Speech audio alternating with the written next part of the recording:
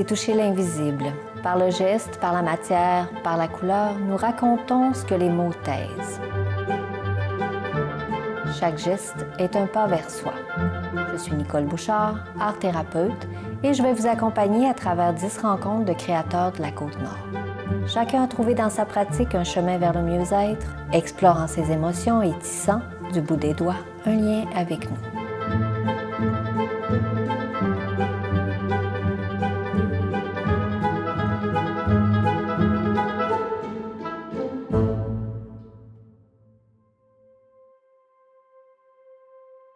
Chaque médium a un impact psychologique. Parfois, on le connaît quand on choisit d'utiliser un médium X, parfois non. On se laisse plus guider par notre instinct. Mais c'est intéressant de voir qu'on peut utiliser les médiums pour modifier notre état d'être, pour correspondre en fait, pour être plus en harmonie avec ce qui se passe à l'intérieur de soi. Chaque coup de pinceau est vraiment une source de bonheur pour moi. C'est de la lenteur aussi. C'est de peindre lentement puis de laisser aller les choses. Donc, c'est comme un état vraiment très calme. Puis, ça me rend vraiment heureuse. Le café, c'est une histoire d'amour. J'adore le café. Puis le brun du café, c'est chaleureux. C'est une chaleur, c'est une douceur aussi. Je travaille en ton sur ton. Fait que le contraste doux, les contrastes forts entre le brun foncé, le brun pâle, c'est chaleureux. Donc c'est pour ça que je choisis ces couleurs-là. Puis je vais souvent mettre un accent de doré, qui va donner une troisième dimension avec les reflets que ça donne avec la lumière. Donc, beaucoup de lumière et de chaleur.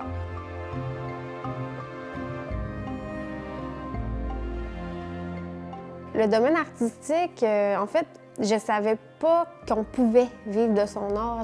J'avais pas d'exemple autour de moi. En fait, j'avais jamais osé y penser quand j'étais au secondaire.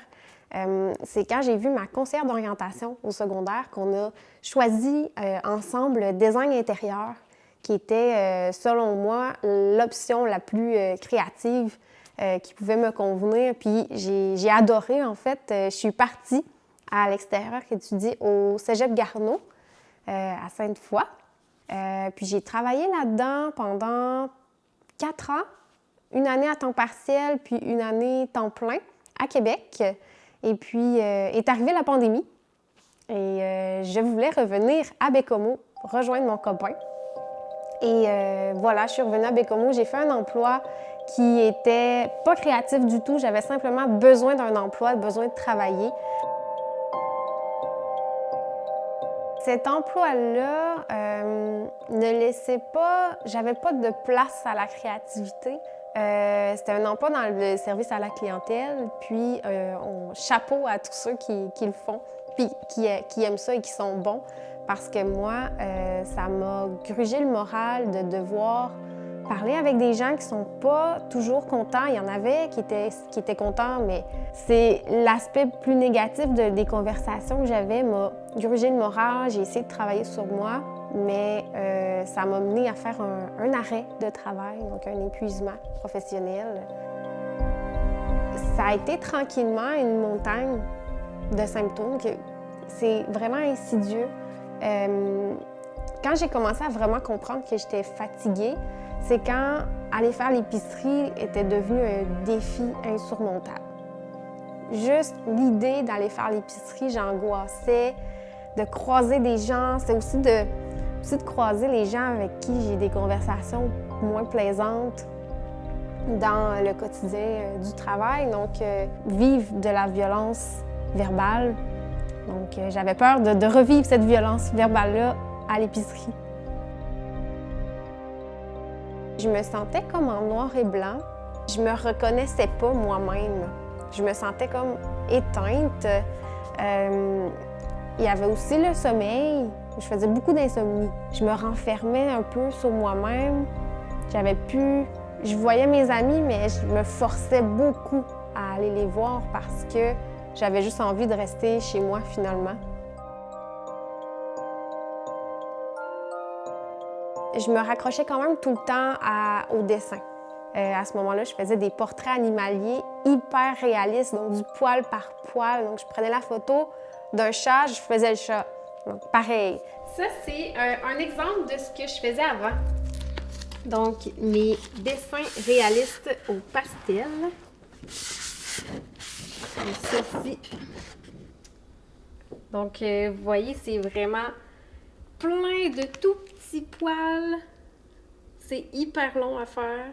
Seulement, j'ai eu envie de faire des choses plus fluides, avec un certain laisser-aller, de ne pas contrôler, sortir de mon esprit de technicienne, entre guillemets, parce que quand on reproduit du poil par poil, pour moi, la créativité ne se laissait pas aller, je me laissais pas aller dans mes idées. Ça, c'était mon portfolio quand je travaillais en design intérieur. Là, ça fait vraiment longtemps que je ne l'ai pas ouvert, on le découvre ensemble. Oh mon Dieu! Ça, c'était pendant un cours de mobilier sur mesure. Ça, c'est vraiment mes premières. Je vais essayer d'aller à... Ah, ça, c'était un chalet que j'avais fait. J'ai décidé, en fait, pendant une nuit d'insomnie, à 3 heures du matin, d'essayer l'aquarelle. L'aquarelle, en fait, que je n'avais pas. Donc, j'ai fait avec ce que j'avais, ce qui est le café. Donc, j'ai pris du café à 3 heures du matin pour essayer de faire de l'aquarelle. Puis, c'est resté. J'ai aimé la couleur, j'ai aimé le mouvement. Donc, ça, c'était mes premières que j'ai fait à 3 heures le matin avec du café. Puis, j'ai même utilisé un peu de cacao dans celle-là. Quand on fait de l'aquarelle, il faut laisser aller. On ne sait pas trop ce que ça va donner. Puis, c'est de s'émerveiller devant les petits motifs, les petits rayons, les couleurs on ne savait pas que ça allait donner, mais que ça donne. Puis ça, c'était des petites aquarelles que j'avais faites aux yeux de la Madeleine. Qu'est-ce que je ressens quand je peins? C'est le vide, mais un beau vide, dans le sens de je fais le vide dans ma tête, puis je suis zen. Je pense que ce serait ça le mot. Une zénitude, un calme. Puis souvent, j'écoute du piano présentement quand je peins. La peinture est un médium liquide. À cause de ça, ça va être un médium qui demande une certaine maîtrise. Donc, soit on a une technique de base et on doit vraiment prendre le temps d'appliquer la couleur, de suivre les étapes pour bien reproduire ou créer ce qu'on veut créer. Ou au contraire, on n'a pas de technique et là, ça demande vraiment un lâcher-prise, un abandon, une acceptation de la surprise aussi parce qu'on ne sait pas trop quel résultat ça va donner. On s'exprime à travers cette peinture-là. La peinture, qui est un médium liquide, peut donner accès à des sentiments comme la tristesse. Ça facilite l'accès à ces émotions-là. Avec l'aquarelle, qui est toute en douceur, tout en pastel, on va aller plus dans les nuances émotionnelles. Donc, ça va être différent. Je pense que à tous les jours, je ressens les effets de l'art-thérapie parce que, évidemment, ça me rend heureuse vraiment. Dans le geste, je dirais, effectivement, je suis en lenteur, puis ça me permet d'être dans le moment présent. Puis des fois, il y a une mémoire musculaire dans ton... Je sais pas comment l'expliquer, mais ça fait tellement longtemps que je fais des visages ou des fleurs que mon bras, des fois, je vais voir ma main travailler toute seule.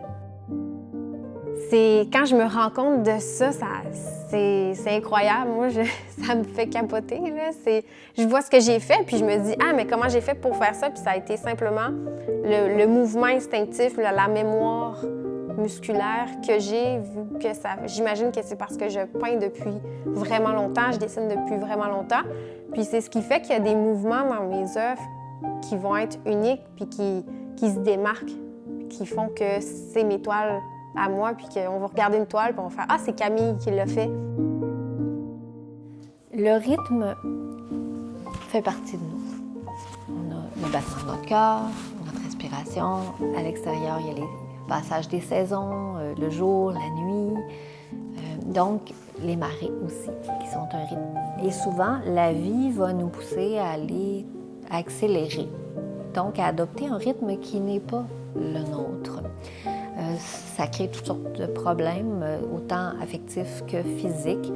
Mais le fait de travailler avec le rythme, dans la création ou dans le mouvement, ça va amener justement à se reconnecter avec son rythme naturel. Ça va amener à s'apaiser si on réussit à contacter notre propre rythme. Il y a comme un effet d'apaisement qui est là. Enfin, je suis connectée avec moi-même. Enfin, je me retrouve. Et ça peut avoir un effet qui est proche de la méditation. C'est parti. Là, je suis en train de préparer une grosse exposition solo. Toutes mes toiles sont entreposées dans mon sous-sol, mais je vais vous en montrer quelques-unes à la lumière du jour. Ça va être beaucoup mieux. Donc voici une qui va être à mon exposition. C'est une de mes plus grandes, de 48 pouces de diamètre. Je trouve qu'un visage, c'est beaucoup plus facile d'interpréter une émotion, puis d'en partager une aussi. Fait que je pense que c'est la façon la plus efficace puis la plus puissante que j'ai trouvé de communiquer mes émotions. Puis c'est aussi que je m'identifie à la femme. C'est à travers celle-ci que je m'exprime. J'avais consulté une conseillère d'orientation pour m'aider à choisir, à mieux me connaître.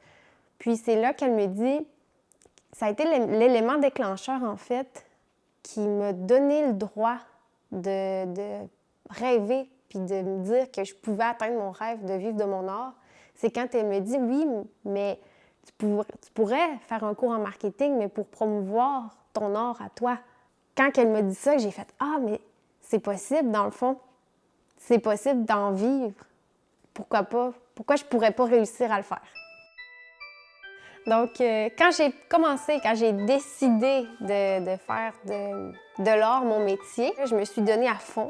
J'ai dit, il faut qu'on me connaisse, j'ai pas le choix. Là, j'avais donné ma démission, donc je me retrouvais pas d'emploi. Pas d'emploi, si c'était ça mon emploi maintenant, mais je devais avoir des sous qui rentrent puis commencer par me faire connaître. Donc, ça a commencé avec le Manoir du Café.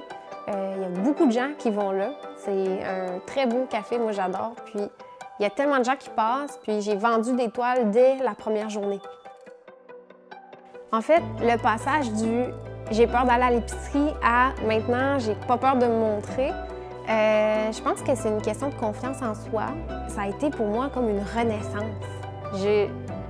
En fait, je me suis découverte en tant que personne, puis ça m'a permis d'avoir confiance en moi, puis tout simplement d'être heureuse. Puis le fait d'être heureux, d'aller bien, ça fait que je me mets dans la lumière, mais de façon tellement naturelle, en fait. Je fais pas exprès, c'est juste que j'aime tellement ce que je fais, puis je veux tellement partager, puis j'ai tellement confiance en ce que je fais que ça se fait toute seule maintenant.